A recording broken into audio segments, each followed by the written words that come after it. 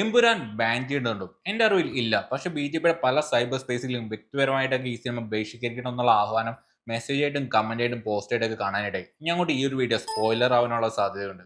എമ്പുരാന്റെ title card പിന്നെ നമ്മുടെ പൃഥ്വിരാജ് സെയ്ദ് മസൂദിന്റെ പാസ്റ്റും അതായിരിക്കും മെയിൻ ആയിട്ട് ബിജെപിക്ക് കൊള്ളാൻ സാധ്യതയുള്ളത്. അല്ലാതെ ഉള്ളതും ഉണ്ടെന്ന് പറയാം. എമ്പുരാന്റെ ടൈറ്റിൽ കാർഡിൽ തന്നെ 2002 നടന്ന ഗുജറാത്ത് കലാപത്തിന് റെഫർ ചെയ്യുന്ന രീതിയിലുള്ള വിഷ്വൽസ് ആയിട്ട് ഒരു ട്രെയിനിൽ ആളുകൾ കത്തിയമർന്നൊക്കെ കാണിക്കുന്നുണ്ട്.